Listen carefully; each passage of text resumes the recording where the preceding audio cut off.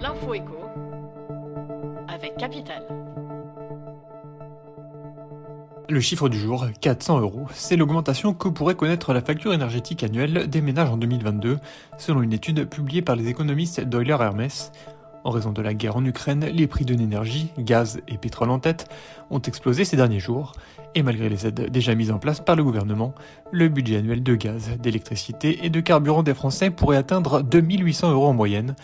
Comme toujours, ce sont les ménages les plus modestes qui devraient le plus souffrir de cette explosion des prix, la part de leur budget dédié à l'énergie étant plus importante que pour le reste de la population. Le coup de gueule du jour est poussé par le médiateur de l'énergie. En 2021, cet organisme public indépendant a recensé près de 800 000 interventions des fournisseurs pour impayés de factures de gaz et d'électricité, en hausse de 17% par rapport à 2019. Ces interventions débouchent soit sur une réduction de la puissance du compteur électrique, soit sur une coupure sèche de l'alimentation en énergie. La première option, jugée moins brutale, est désormais privilégiée par les fournisseurs d'électricité.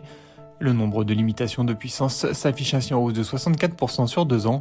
Face à la flambée des prix déjà observée, mais aussi celle à venir, le médiateur milite pour une interdiction des coupures et la mise en place d'un accès minimal à l'électricité, qualifié de bien de première nécessité. L'info pratique Capital, déjà en forte hausse depuis le début de l'année 2022, les prix à la pompe ont littéralement explosé depuis l'invasion russe en Ukraine.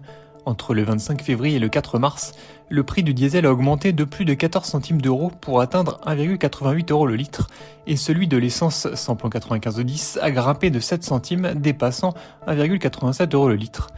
Pour faire face à cette flambée, Capital a listé quelques astuces pour réduire votre consommation de carburant. Tout d'abord, vérifiez la pression de vos pneus. Rouler avec des pneus sous-gonflés peut se traduire par une hausse de votre consommation de l'ordre de 10%.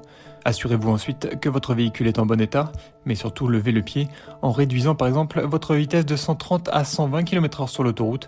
Vous économisez jusqu'à 10% sur votre consommation.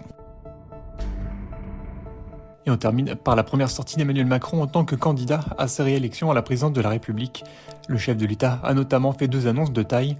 En marge d'une rencontre avec 200 personnes à Poissy, il s'est engagé s'il est réélu à supprimer la redevance télé. On supprimera les impôts qui restent, la redevance en fait partie, a-t-il déclaré. Pour lui, cette décision serait cohérente avec la suppression de la taxe d'habitation et l'une des mesures phares de sa campagne de 2017. Emmanuel Macron a présenté cette mesure au milieu d'une série de propositions pour soutenir le pouvoir d'achat, comme le triplement de la prime Macron sans charge ni impôt. Il faut que le travail paie plus, a-t-il martelé au cours de cet échange. Cette prime défiscalisée a été instaurée en 2020. C'était l'info éco avec Capital.